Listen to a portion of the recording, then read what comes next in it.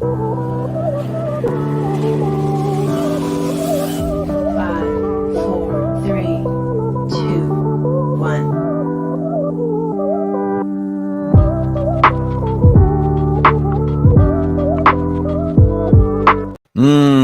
afternoon, people. Good afternoon, Mufc Realist TV fans or Manchester United fans.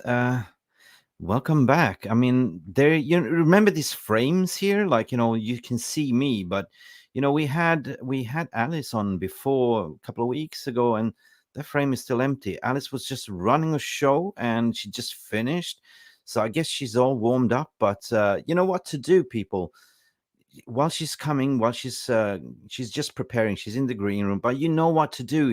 There's a lot of those buttons here. You see my fingers down here, like, there's a lot of bing bing bing, subscribe, like, and all that jazz. You know what I mean? Please, it's free. Smash the like, subscribe if you haven't, and sit back, have a sip on your coffee, tea, whatever you're drinking, because today we are gonna have a cracking show. We're gonna talk about the takeovers, the latest of the Manchester United takeovers, all that stuff. But of course, we're talking about living next door to Alice. Hello and welcome back to Alice Talks Football, and welcome back to another live Manchester United news. Alice, who the fuck is Alice? Oh, I don't know where she's trending or when she's gonna blow. I guess she's got a reason, so I just wanna know. Cause for almost 1 year I've been living next door to Alice. 1 year past, waiting for a chance to tell her how I feel, maybe get a second glance. Now I'm sitting right here, living next door to Alice. And she's back on popular demand. Alice, how you doing? Sorry about my vocal skills. I mean, I hope I didn't slaughter that song, but how are you? I'm good, thanks. Thanks for having me back on, and hoping Man United complete this Amrabat signing, because I think that will be really positive for us. We're diving right into the juicy bits. Of course, now you're warmed up because you just finished off a live stream, which I was watching. Yeah, listen, should we just dive right into the Amrabat? Let's do it. What do you reckon? I think it will be done. I mean, when Romano said he said yes to Manchester United, the player wants to move. And when, because I was a bit skeptical about Italian media, what they're like. But when Romano goes, yeah, we stop with United's list, United will move for a midfielder after Hojlund. United have had talks. The players said 100% yes to Man United. It's just a matter of selling players. I think once Fred or Donny officially get out the door, I think that Amrabat deal will be done pretty quick, because you've got to think £25 million. United can pay that. The player wants to come. It's just sell one of the midfielders first. But you know how it is with Italians. It's like the Godfather. It's going to take care of the family. No, but seriously, like, it is no panic. And then that is kind of the easiest transfer that I know about, as working as an intermediate. So according to what I understood, like, Romano has been backtracking. He's like, he's a very busy man. Like, it's very difficult to, he's not only covering Manchester United, but he's covering everything, right?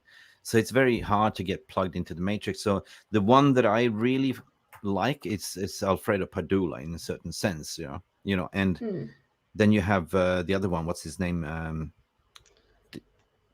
Di Marcio, yeah, the father, the guy that schooled Romero. But in a way, like, I've been covering this Amrabat for a very long time. Like, I was probably the first to say that he was Manchester United was in for him, and his agent Mohamed Sina, like, it's going all the way since January. So the personal terms is no problem. He's rejected everything. They have a pre-agreement. Well, you know what a pre-agreement is. So basically, they are fully aware. They've negotiated already 25 plus 5 add-ons. What I have on my notes. So 5, I don't count the 5 as an add-on. You know what I mean? Add-ons is like variables, like, that is like silly things if you can achieve. If you're a salesperson, Alice, like, I employ you as a salesperson. Here's your base salary, and 5 is whatever if you achieve your goals.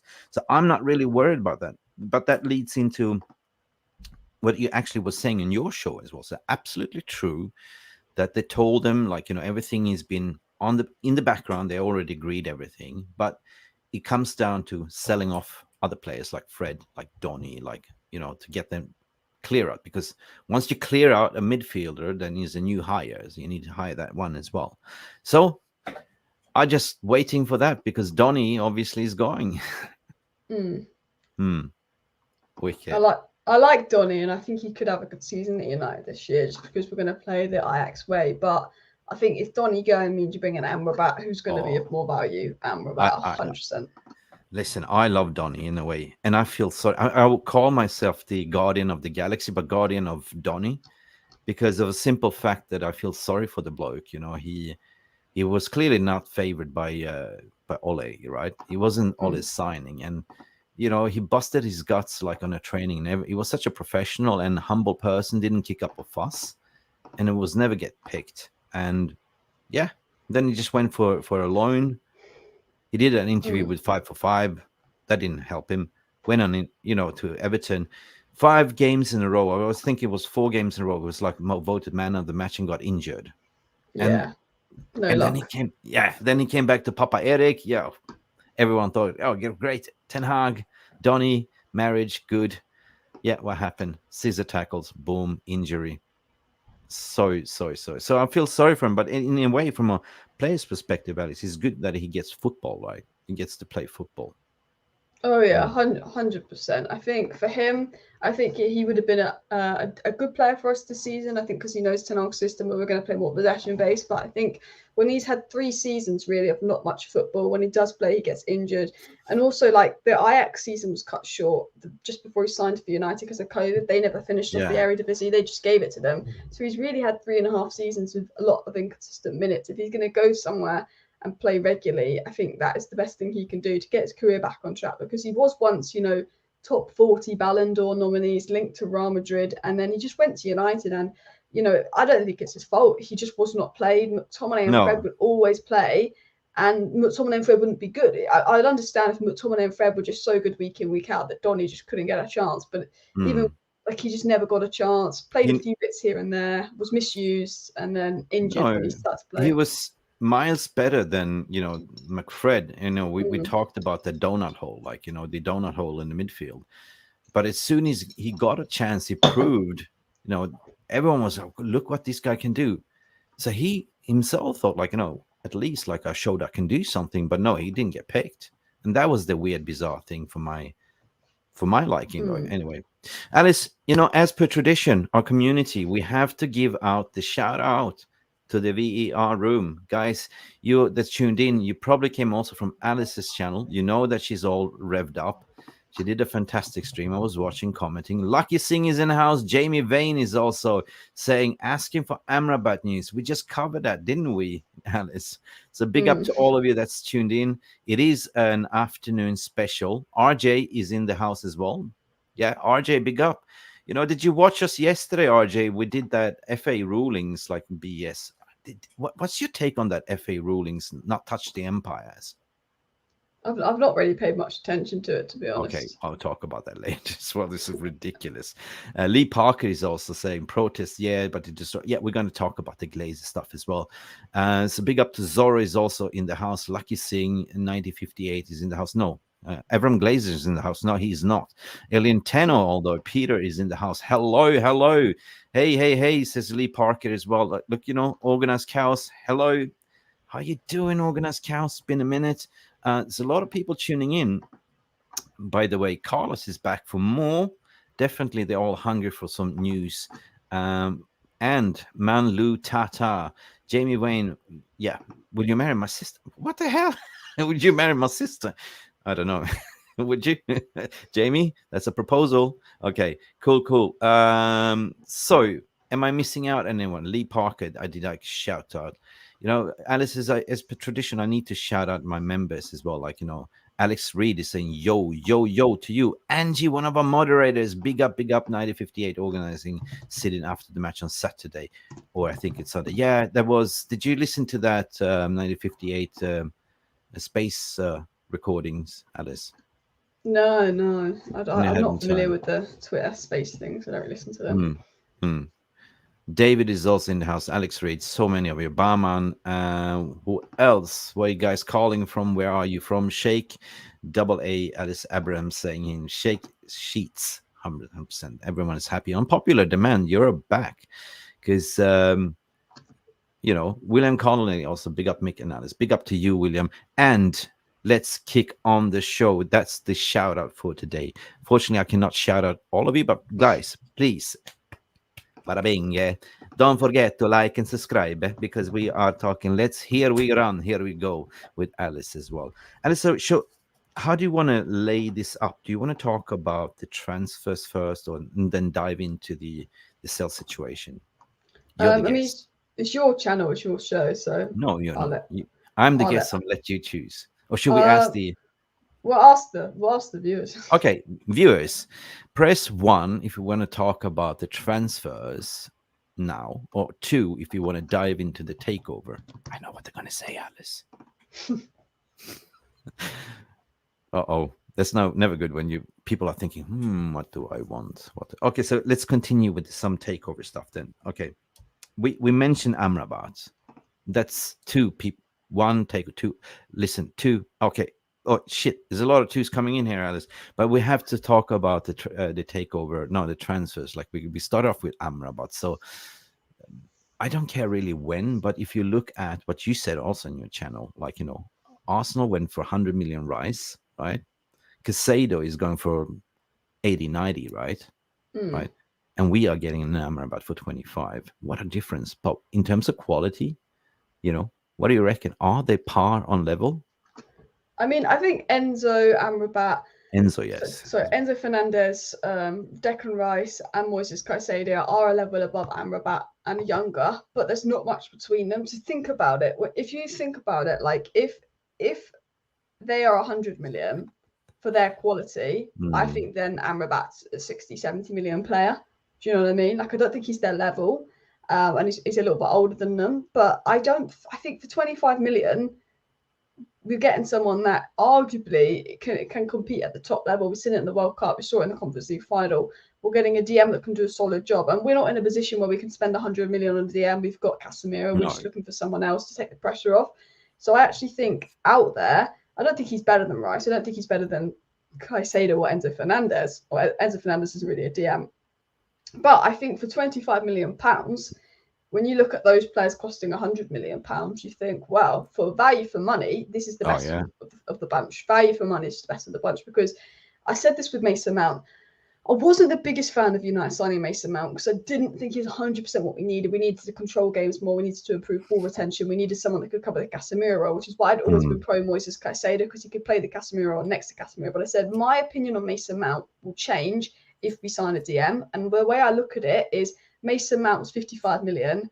Amrabat's 25 million. That takes us to 80 million in total. If Amrabat and Mason Mount for 80 million, or Declan Rice for 105, or Moises Caicedo for 95, I think signing 2 midfielders for 1, and I think we needed 2 midfielders. We needed someone that could be creative to take a bit of pressure off Bruno, someone that could do the Eriksen role, but we also needed someone to cover Casemiro.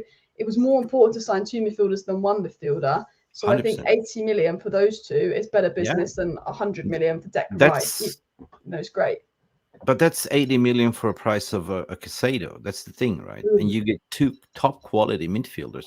Now, I know Amrabat since, you know, I've been doing scouting reports on him and stuff, and I've been comparing him to Rice and Caicedo and stuff.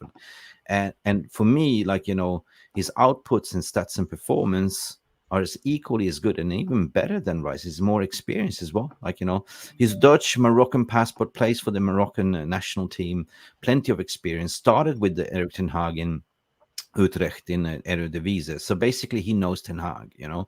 Ten Hag has been following his career. Like, you know, he gave him his first appearance in the first team at Utrecht. And since then he's been just elevated.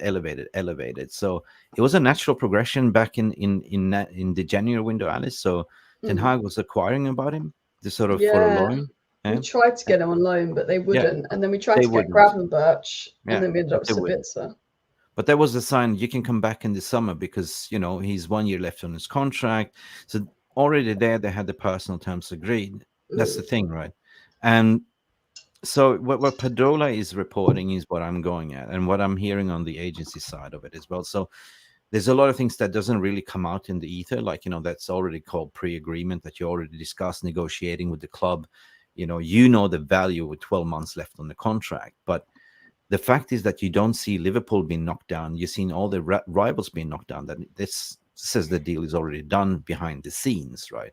Because Liverpool is looking for like a midfielders, like, you know, he only wants Manchester United, by the way. And then you see the likes of Romano is kind of backtracking since yesterday. Everything else is fake news, he said. So he's basically getting on the gravy train as well. So I'm excited in a way. I'm excited, and that's a tank. And plus adding on Kobbie Mainoo as well when he gets back. Shame he's injured, because he was really the highlight of preseason. It wasn't the best preseason tour, but for me the highlight was Kobbie Mainoo. I think Sancho looked all right. I think a couple of other players looked okay, but Mainoo was the bright spark, and he's injured for the first 2 months of the season, which is going to be a big miss, because that was his chance to kind of settle in and establish himself. So I'm a bit worried about that for him, but I think it's obvious the way that Ten Hag sort of sees Mainoo as the future for Eriksen. I actually read a report 2 months ago, I think it was from the Athletic or maybe Luckhurst, and they said that Mainoo had been told to study Eriksen's role, had been given personalised gym plans. And this was coming out in June before preseason, that Mainoo had all these chats with Ten Hag, and Ten Hag sold Zidane Iqbal because of Mainoo. That Mainoo was the plan, and Man United have been having plans in place for Mainoo and training and specific one-to-ones with him for a while, because they view him like that highly. And I think you could see that in preseason, because Ten Hag was given him the minutes, and Arsenal, Real Madrid, although he only got 2 minutes versus Real Madrid, and you know, he took his chances. And if you take your chances under Ten Hag, you get more, which is what I love about him. Very interesting that you say that, but that's kind of if I'm comparing my notes as well, that's exactly what I've been hearing as well. Basically, he doesn't really fancy Christian Eriksen this season. So Christian Eriksen was kind of paper of the cracks for last season, was a free. And Christian Eriksen is going to be utilized more as a squad rotational player. Like, you know, obviously we can see he's lost his legs. And I always been saying that at the back end of the last season, he started the season well, Alice, but I kept saying that my fear is, I love him, you know, my fear is that he's going to turn into a Juan Mata.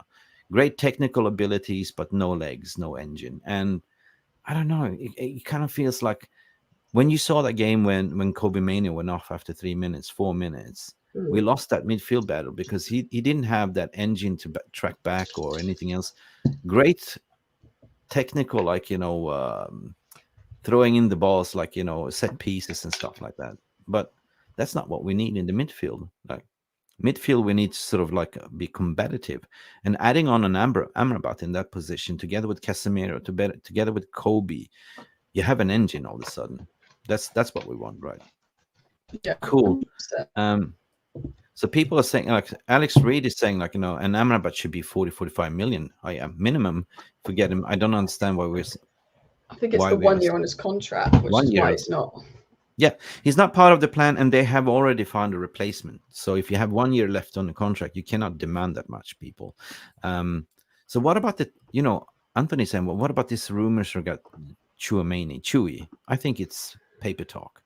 Yeah, I think it's very much like, well, Real Madrid want Mbappe. They know they're probably going to have to sell a player because of signing Bellingham. Tchouaméni, he could be sold because we know that there are people out there that pay a lot of money for him.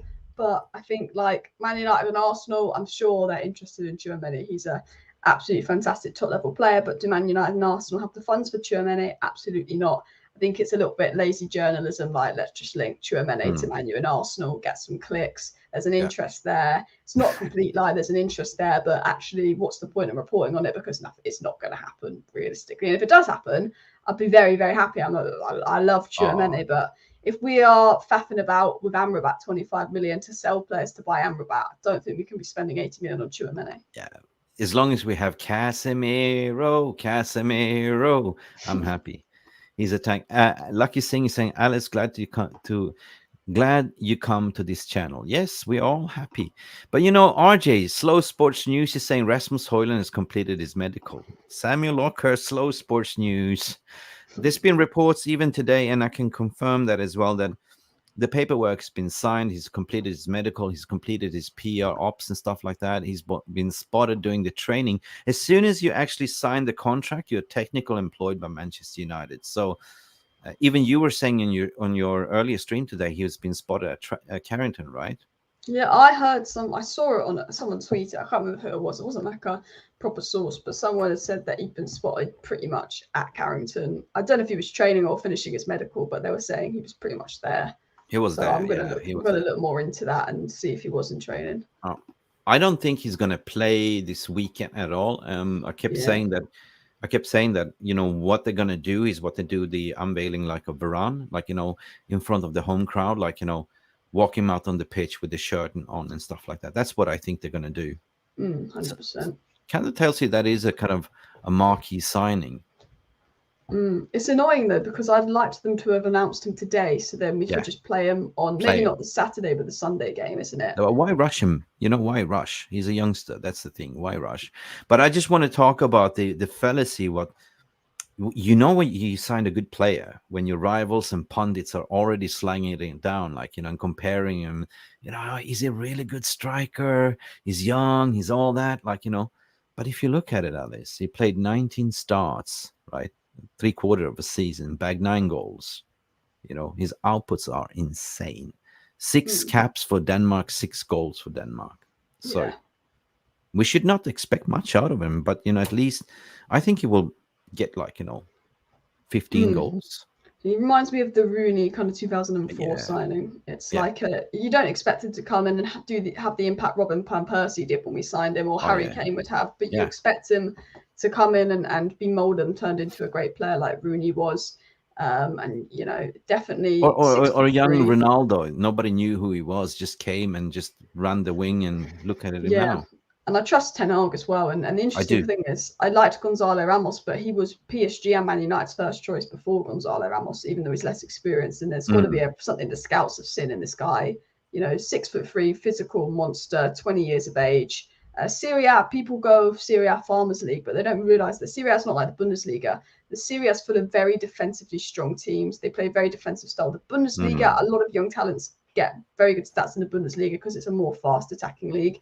The Serie A is more defensive. It's like getting 20 goals in the Serie A. I always say it's like getting 35 goals in the Bundesliga. It's more like the Premier League, where it's difficult to get those kind of numbers. And I think it's the second best league after the Premier League right now, the Serie A, because I think the league has fallen off a bit. So I think a lot of people go 9 goals in 30 games in the Serie A. It's actually like, no, he averaged a goal contribution every 110 minutes last season. Obviously, he got a few goals in the Austrian league just before. Yeah, but if you look at his career, it's insane how it's elevated. Like, he's only played 3.5 years in the professional level, right? Where he started in FC Copenhagen, went straight from there to Sturm Graz, played 1 season there, got recruited into Atalanta, played 3/4 season, and now he's a Manchester United player, which is absolutely adore. Like, you know, that was his dream target. And that was why he gave 𝒖𝒄 𝒊𝒔𝒉 from SEG, he gave him a trial period, because he said to him early, 3 months, you get me the move to Manchester United. If you get that, you become my permanent agent. Look what happened. Happy days. Happy days. Football Power Hour, Aubrey Papi, one of our panelists, says Kobbie Mainoo will be our breakup star this season. Yeah, I think it'll be like a Garnacho. I think obviously the injury is a bit frustrating, but Garnacho didn't really get minutes till just before the World Cup, October, and that's when Kobbie Mainoo will be back. And I think, you know, I don't think he'll play week in, week out. I think he'll be used on the bench in the Carabao Cup games, but I think he'll have a Garnacho-esque season, because it's obvious Ten Hag's going to give him the chances. I think Ten Hag wants to start using him over Eriksen. Pretty please. I want to pick your brain regarding the youngsters here.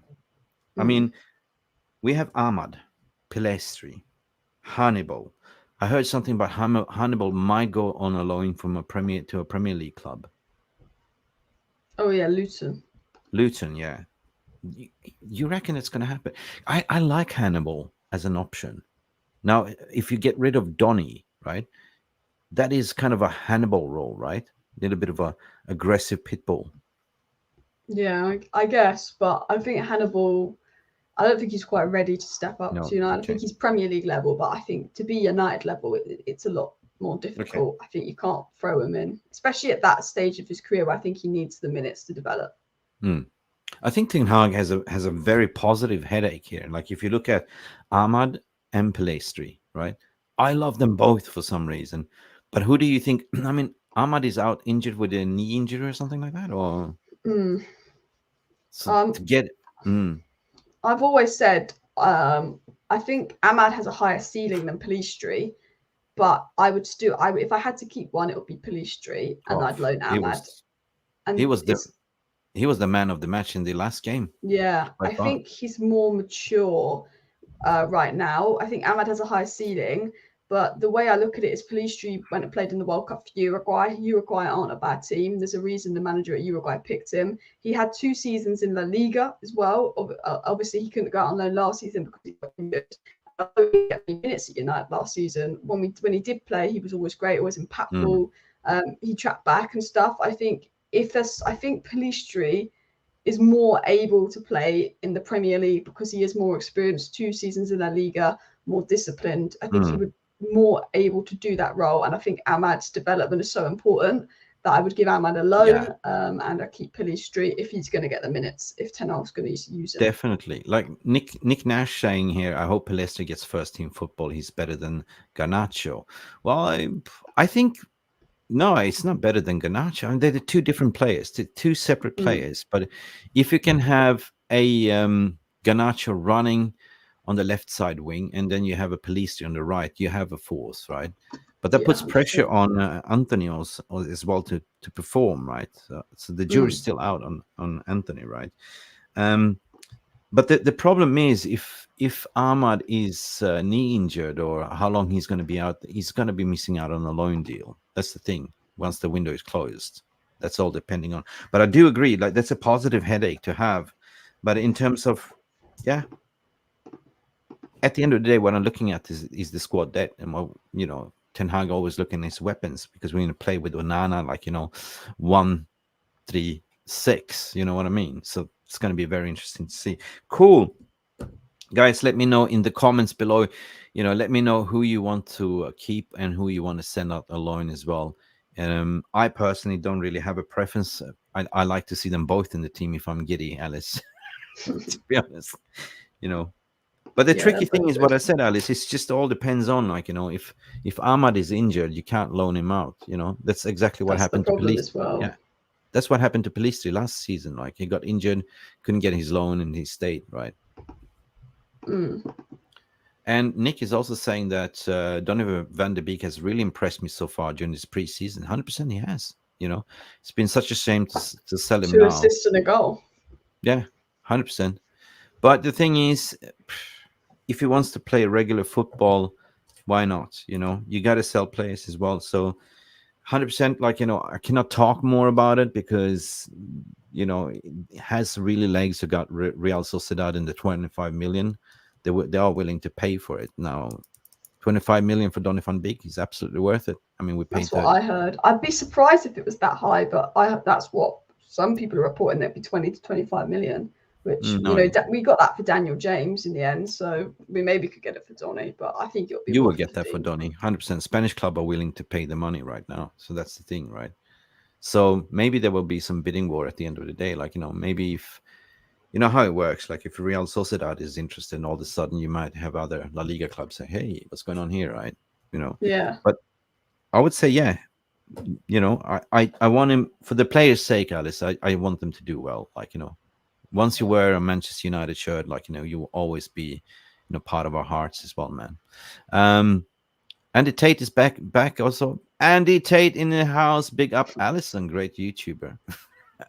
Why are they calling you Allison? Is that your real name? No, it's Alice, but I get random people go Alex or Allison, and I'm like, it's Alice, but some people. Andy, shame on you. Correction, retype, spelling mistake. Andy Tate, right? Yeah. That's Andy, 𝒖𝒊𝒄 one of our panelists as well. We were on yesterday on No Bullshit Rules yesterday as well, so big up. Okay, listen, fine, let's park that, guys. A lot of you saying different things. Regarding Donny, would be a great player if he wasn't injured all the time. That was not his fault.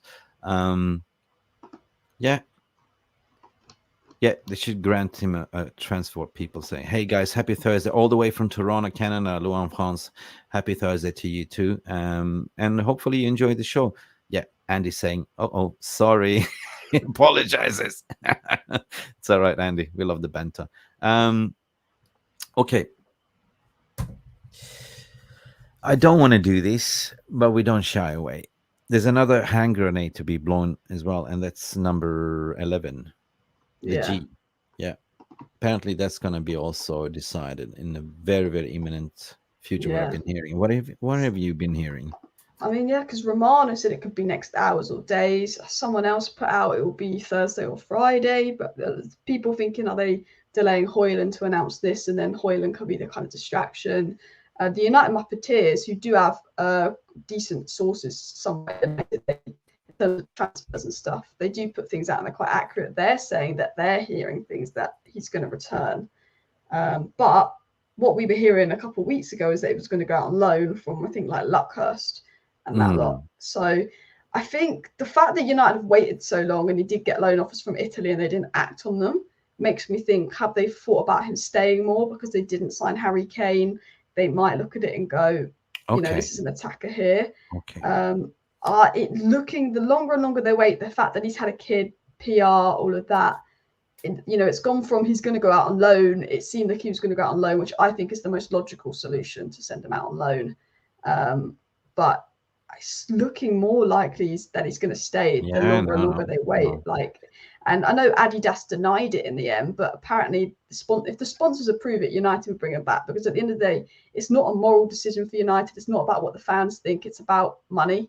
If the sponsors aren't going to harm United for bringing him back, United will bring him back. They don't care what we think. They don't care what the players think. If they can bring him back and the sponsors aren't going to cost them, and if it's true, the Adidas story, he might be back. But I've always said I'd loan him. For me, it makes the most sense. I don't really. I mean, Greenwood will be back according to Alien Tenor. Probably it's what it is. You know what? They're saying that we should be on Sky Sports and start a channel like on BT Sports. 100%. You know, we will. But at the end of the day, like, you know, we need to talk about it. You know, it's been kind of a little bit of a taboo not to speak about it. But seriously, like, you know, I always say that if you're a Manchester United supporter, you support the club, you support the team, right? So if that player all of a sudden comes back and the scrutiny that he will be getting, and you saying that I will not support the club anymore, then you should look yourself in the mirror and just assess yourself. And is this really the right club you're supporting? You know what I mean? At the end of the day, what you're saying, Alice, is absolutely 100% true. He's contractually speaking a Manchester United player. You know, I would say that it's too much of problems to solve in once. You're having the takeover, you know, you have the transfer market, you have the Mason Greenwood situation. Everything has a process, what I would say, right? I think that now he got his key target striker, his midfielders, he's going to get Amrabat in. Now it's going to probably open up to say, listen, here's my plan, right? That's what I think. And for me, I care about the team. I care about us winning games, right? I'm a consumer of the game, to be honest. I have no opinions about what people are doing outside the pitch, you know. So who am I to cast the first stone and judge? But Martial is apparently going to stay. We recruited this voodoo doctor from Arsenal, this specialist. I don't know. Will Martial play second fiddle? And then you add on a Greenwood. Then you have three potent strikers. Of course, Mason hasn't kicked the ball for 12 months, right? It's nearly 2 years, because he was quite inconsistent the last few months under Ollie Rangnick as well. Like, the thing with Mason Greenwood, and the reason I wouldn't bring him back, is obviously, one, you know, everyone saw and heard what was leaked. It was very, charges dropped or not, it was very graphic, and, you know, a lot of people had made their mind up on that. And there's sort of two reasons why, not just about how fans feel, but there were reports that players had mixed feelings about his return. Erik ten Hag's done so well to restore the harmony in the dressing room. A lot of players I'm following on social media, that are leaks that certain players don't want him back. You know how certain fans are really against him coming back and certain fans want him back? Is it going to cause a dressing room problem bringing him back between the players? And then the other reason I'm skeptical about bringing him back is, if you bring him back and he's rubbish, because at the end of the day, when was the last time a player who was out for nearly 2 years, plus the whole mental stuff that's going to affect him, playing with the crowds booing at him, What's saying he comes That back will and hits the ground pass. I running? think that will pass. I mean, like, look what Lee Park is saying. You know, he's a massive asset. Just toss away a week in attack also. And that's the thing. Like, you know, if you sell him or if you, you know, put him away and he does brilliantly, like, you know, in Italy or another league, and everyone will say, why did we let him go? Right. You got to look at the facts, right? You got to, like, you know, I know it's so easy to judge, to be judgmental, right? And we don't really know. I mean, all I can go is by the verdict and stuff like that, and you know, you take it from there, like a fact. We don't know how the pictures was manufactured, or you know what I mean. It's easily done today, We right? haven't got an explanation for it. Nothing, and we don't know if It was more the audio, I think. the audio, you don't know if that's been hacked or you know, chopped up and made different. It's so many question marks that, you know, so what instantly that can be manipulated, but what you hear sounds way amplified, so we can understand why you're feeling that way. You know, I certainly was also appalled to see this. Under no shape or form am I, you know, I hate violence, I hate domestic violence and stuff like that, but everyone that's been in a relationship, you know, you can't tell me that you've been in a rosy relationship. Everyone has arguments, right? That's part of the human. I think the level of the audio was quite concerning. Why was it being recorded if that was a one-off incident? Like, why would she start recording their fights? I think there's something about it's a big red flag, because at the end of the day, if the audio is fake, he's got back with someone that's false accused him, or if the audio is real, she's got back with someone that's done that to him. And I think the whole situation is a bit, you just look at it and you're like, at the end of the day, as long as they're happy and the kid's happy, that's the most important thing now. But I think United just should send him out on loan just to see how he plays, to see how fans respond to him coming back. And also these kind of things, once if we bring him back and then all of a sudden we get more leaks coming out saying he's done this, and that, and then there's a whole situation again, and then everyone will be like, why do you bring him back? There's so many ways that it can be looked at, that I think alone gives you a year to really assess how he plays, how people respond, what the situation's like with him, Harriet, and the kid. I think for me, I've always thought it's the smartest option. Is also as well with the dressing room. We know that there is leaks that players have mixed feelings.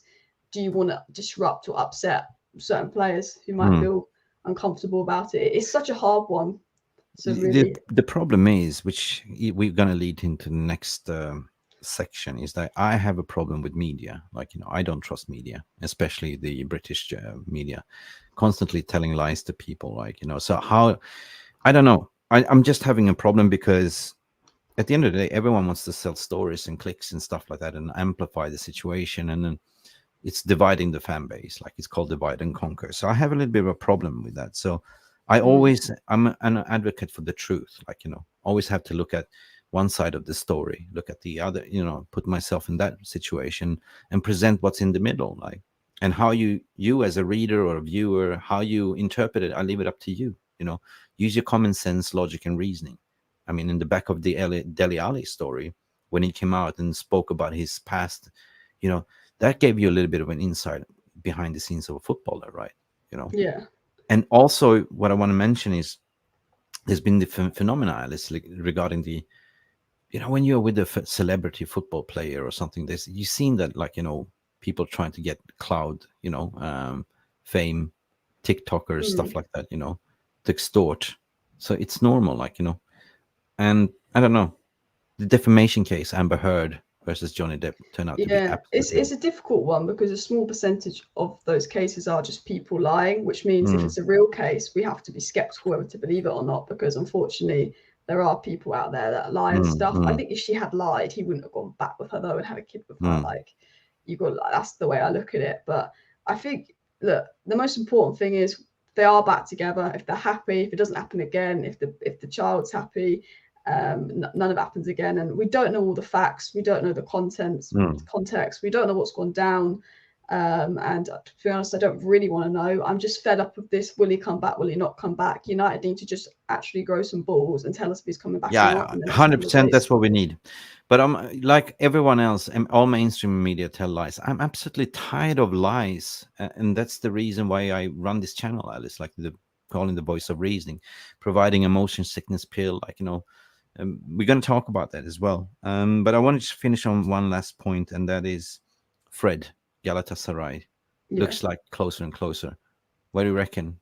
I mean, I don't. 1 minute it's close, the 1 minute it's not close. There's a lot of mixed reports. I think basically Fred's agreed to join. United want to sell him, but Galatasaray are like, oh, it's Man United. Let's put 6 million bids in when they want 15 million. They're just taking a mick. They need to put serious bid in. I don't know what they're doing. I think that's the whole situation. Well, the problem is here, same with Amrabat. He's got 1 year left on his contract. That's the problem, right? Yeah. So he's inconsistent and in his 30s. And I think, look, Man United they wanted 20 million. They lowered it to 15 million. I think they might have to cave and accept something like 12 million, but anything under 10 million, which is what they're doing, is pathetic. They need to just put in a proper bid. Like, I don't blame United, because at the end of the day, if we didn't sell Fred and he was around, he's not a bad player to have in the squad. Like, towards the second half of last season, he was more important than Eriksen because he could keep up with the tempo, and defensively he can do a job. So worst case scenario, keep Fred, let his contract run out, and sell McTominay where you can get 40 million for McTominay. Exactly. Amrabat's going to do McTominay's job anyway. Yeah. Fred is fine, but McTominay, you could get 30, 40 million for him now. If he sits on the bench, he will be worth 20 million next season. Cash in on McTominay. Alex, are you sure you haven't hijacked my Spotify playlist? Because we seem to sing from the same list. Honestly, that's what I was thinking too. I'd rather keep a Fred and sell McTominay, because McTominay you get more value for, because they didn't cost him anything. He came from the academy, right? Yeah. And Amrabat's more similar to how Tenhag's going to use McTominay, which is backup for Casemiro. So, but honest to God, according to my opinion, I thought that Fred had a much better season than McTominay last season. Much more improved. So anyway, but we have to trim the bush to make the yard look bigger, like they say from Manscaped. You know what I mean? So cool. Listen, I'm gonna. I have to sort of, let's park this United transfers. That's been the predominantly talk, but it's always good to talk about United and what's going on. But I also want to talk about the sales takeover and what leads this into, what's going on. Just going to bring up this. So can everyone see this? Because I am absolutely appalled with the media spin. I talked about it in my stream yesterday, and on the past 72 hours, there's been constantly, I don't know how to describe it, like a ping pong show, right? What's it going to be? Are you just creating the stories for the creation of it? Like, it started off the back of the iSports, which is, I don't know, not something that I've heard of before. Apparently the journalists writes for Newcastle, something like that. And typically what happens, Alice, is that everything's like domino effects, right? One starts and everyone jumps on, and then all the, according to our channel, starts reporting. I didn't do a show because I was calling it a BS, right? So it started off with the like to say it's on pause, right? Did you get it? Did you read it? Like, and what was your take on it? What I generally think is happening is they want 6 billion. Qatar and Sir Jim's offers are in the 5.5 billion range. Sir Jim's going to be difficult because other Class A shareholders threatening to sue them. Qataris believe it will be no sale, it will go to them. I think they're like, Qatar have 6 billion. Why can't Qatar have put 4 bids in? They keep upping their bids when we ask for more. Let's keep trying to ask for more and see if Qatar cave. Delay the deal. See if we can get more money. 4 want to sell to Qatar. 2 are a bit skeptical. It's basically them dilly-dallying, delaying it. I think it's all a game to get more money out of Qatar. I think they know they have to sell the club. I think they know their time is up. I think they're using the fact that there's a few new changes happening that might bring in more revenue to say, look, the value of the club's going to increase. It's worth 6 billion. But Qatar, they've said, take it or leave it. This is our 4th and final offer. Oh, but we've already got 4 bids from them. What's to say they won't cave and put a 5th in? I think it's all games to get Qatar to bid up higher, really, I think. Okay. I value your opinion, because at the end of the day, as a community, we're here to share and care. That's the thing. But if you dissect this story, for instance, not so credible story, to be honest. But I tweeted directly after this. So now it's been a drought on the the takeover story. So let's just create something to continue this narrative, because at the end of the day, we need to sell publications and clicks and advertisement. That's what it is, profiting, right? So I'm against that, to be honest. I'm fed up to all these lies, to be honest. If you know, you know. But if you really read into it, it says that one at least, obviously they don't have any connections to the 92 holding foundation, so it's all about the Ineos camp. For them, it's been a pause. They haven't heard nothing, to be honest. And I want to allude to that, how it transpired in the next 42 hours, 45 hours, to say, because all of a sudden everyone started to reporting in it. I said, no, this is not the case. Keep calm. Because if you haven't tuned in, like, for the past 10 months, I've been doing all this, for instance, in investigations and just providing an educational platform, what's going on here. To coming up to the next piece to say that from Ben Jacobs, which is absolutely, oh my God, what's going on here? Those close to the sellers of Manchester United insist that Sheikh Yassim has been behind the delays. How the hell could he be? It's laughable. What do you reckon about this? Like, I don't think really anyone has much of a clue what's going on because of NDAs. I think bits of information get leaked, and I'm not saying that the journalists are bad, but I think the information that is leaked, what can you trust? Rio Ferdinand thought he had a really credible source saying that Qatar was done, and it wasn't. I think the thing is, I think very little people know what's going on because of the NDAs. Qatar will put some stuff out on their side, but we've heard Qatar are slightly in the dark. So Jim will put some stuff out on his side, but we've heard that he's slightly in the dark. I think it's just every news you get, doesn't matter who the journalist is, you have to take it with a little bit of pinch of salt. Are you having a piss? Like, are you having a wank when you're doing this? To be honest, this is click porn, according to my opinion. I'm sorry for the language, but I'm just tired of this, because if you read all the articles, they just create the freaking headline. They use the same bloody stories, but you just reshuffle a little bit, like they have some AI rewording, like they have some AI tool doing it. It's boring. But there's nothing related to the bloody article. So they figure out, they crack the Da Vinci Code, how to attract people, to fool people. And this is what I'm against, because you're playing with Manchester United fans. Ben Jacobs is not a Manchester United fan, as far as I know. He's a Chelsea fan, right? So what do you care? And a lot of those people has been doing this. They're following this gravy train, according to my opinion. So I'm absolutely angry how you can behave like this. It's not a bloody essay. Do you practice that? I understand you want to win the Pulitzer Prize. I understand that everyone wants to be the first to break the story. But what you're doing there is making more harm and causing more anxiety for already broken fan base. There are a lot of the news isn't news. It's just, this source says this, but actually, how many times have sources said this and that not happened? Like with the Sky report last week, when they're back from tour, there will be an announcement on the takeover. I said, but we got told there was going to be an announcement at the end of March. We got told there was going to be an announcement in April when the season was over, when the FA Cup final was done. We got told thereuld be an announcement before the transfer window opens. Why do I believe there's going to be an announcement within the next week? I don't. I think this could go on till Christmas. I really could. Okay. We're going to talk more about that. I just want to go in and put your thought process, my thought process in it. As gloves are off, we are Manchester United fans, but at the end of the day, we got to protect our community as well. So for me, why is it Sheikh Yassim that's in delay? My God, no.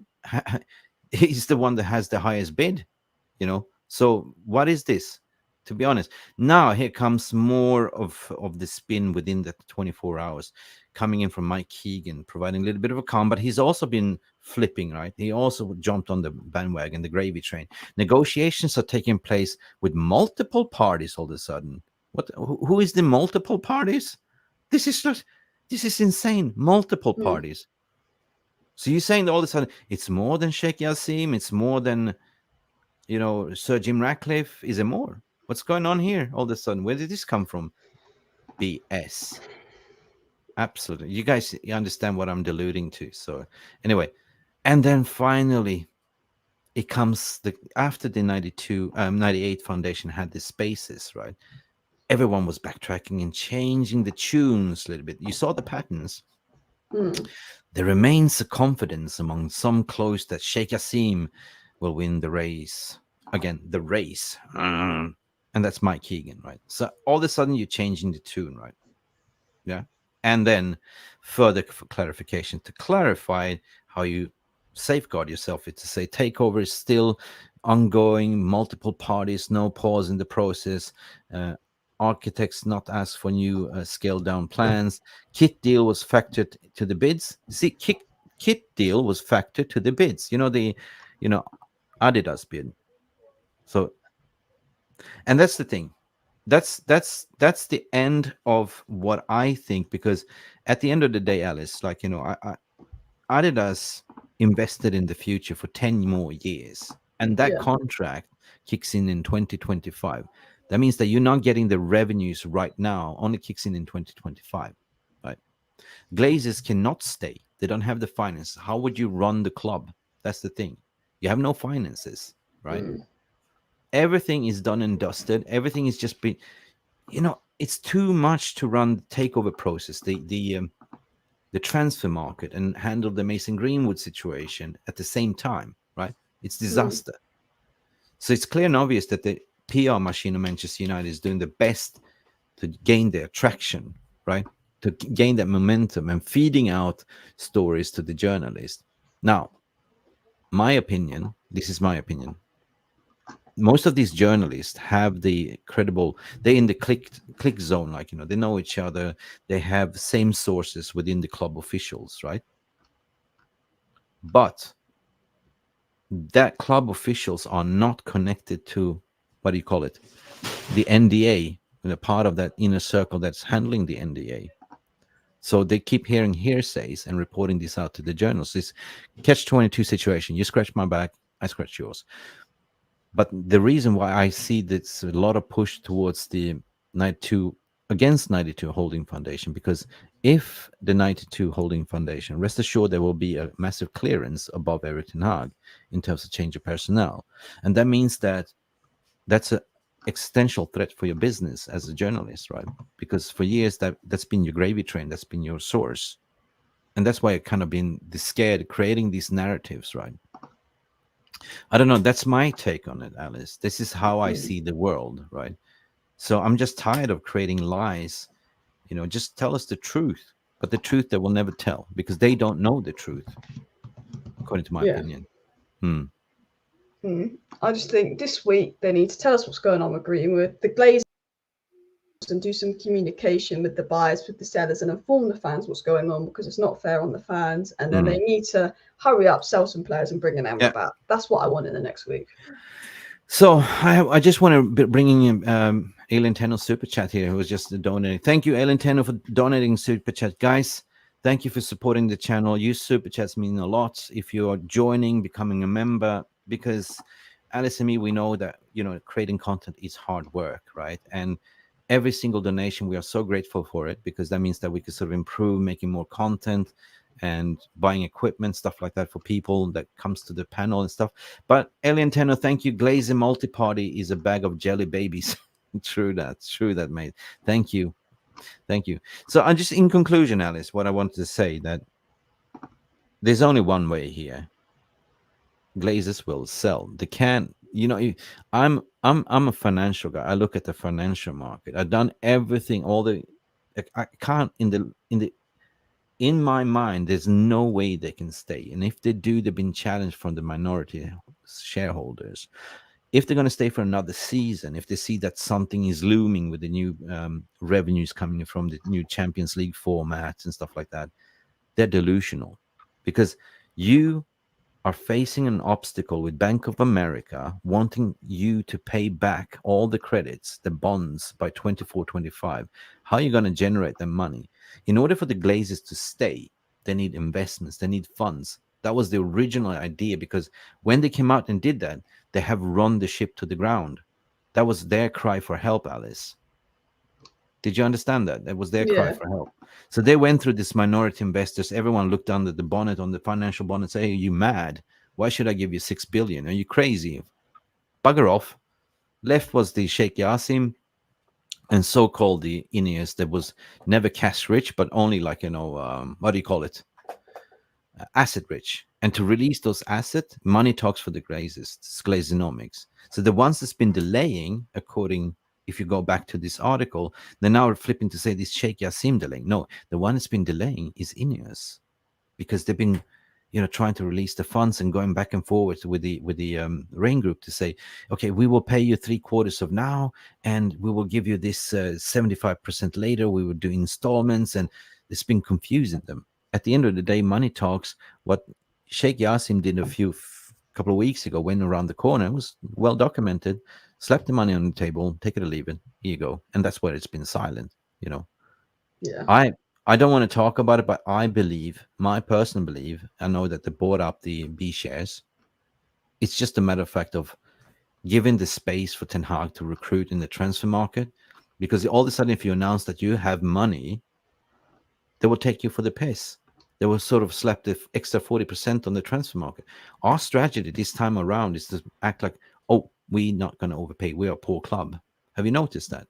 We lead, you know, how we got everything like, you know, 120 million net spend budget. Mm. But it's been, I reckon it's actually about 180 million, but they try and at poorer, which is, to be honest, what they need to do because of Man United tax. Mm. We still overpaid a bit for Hojlund, but it's just what Man United well, mess with the yeah, players. you could. We didn't and we did not, because it's everyone wants a striker. It's a supply and demand, Alice. You know, the market reacts on supply and demand, and that's the thing. Regarding the stock share price, also fell down to 20 regarding the Manchester United PLC. But that story that came out from iSports, I have a feeling that was deliberately planned, because what happens with the stock market is you have the dumb money and you have the smart money. As soon as the stock market drops from 25 to 20, you have these vouchers buying up volumes of shares to profit, because they know that's going to be bought up for a premium. They might sell them for 35, 38. Anyway, enough of the Glazers. What were we talking about before that?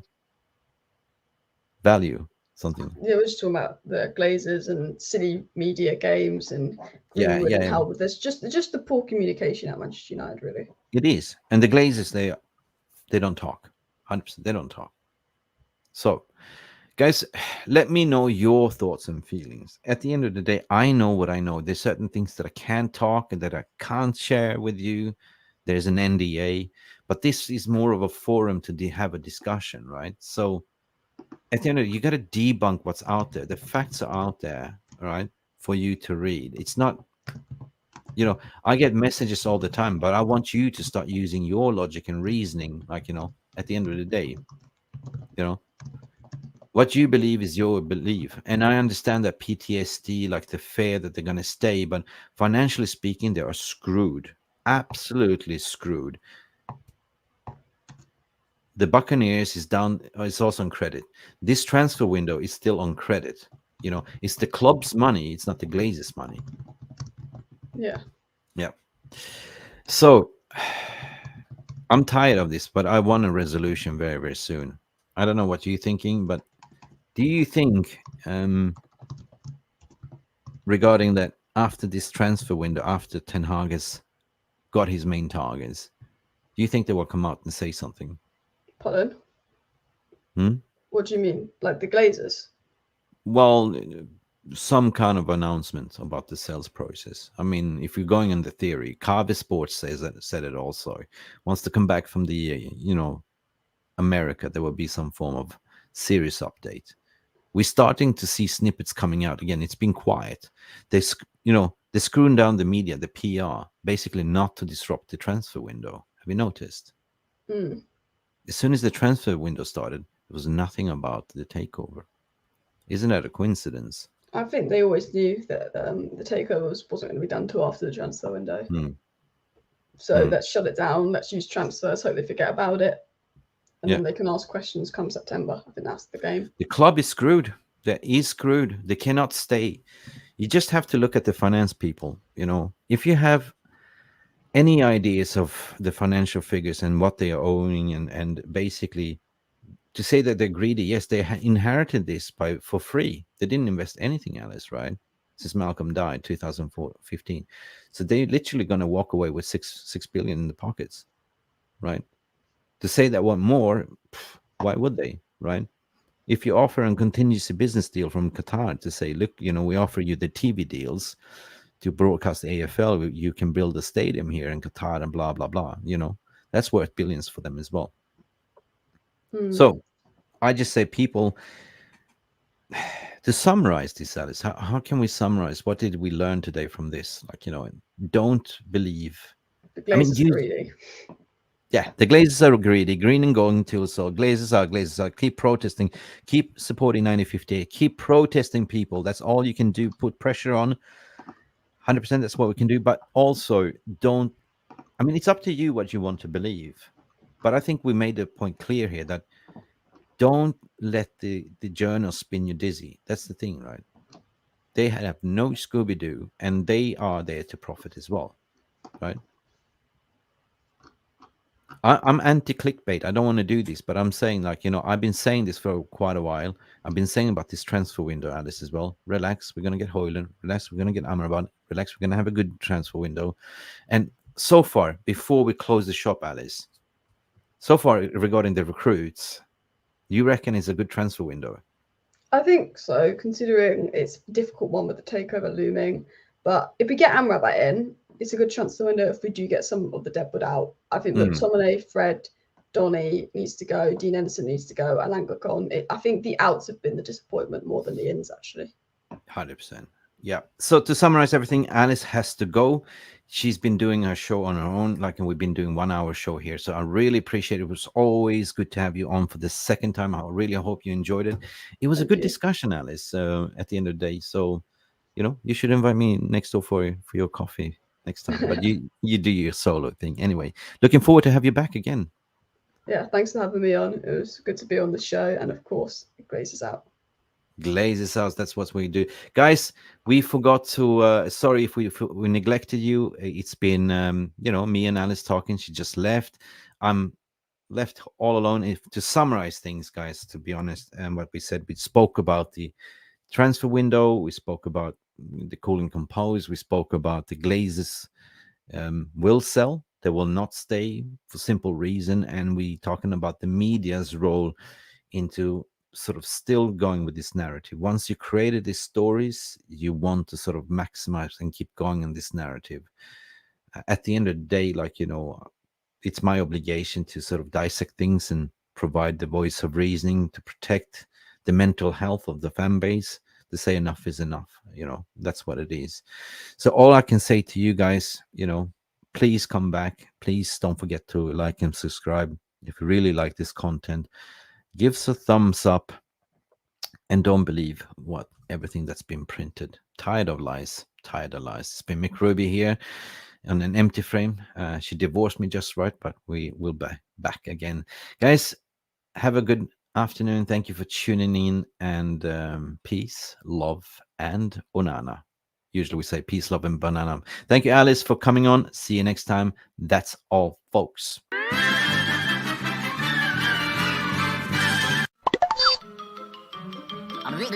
That's all, folks. Thank you so much for stopping by and watching Mufc Realist TV. Don't forget to like and subscribe and follow us on the socials.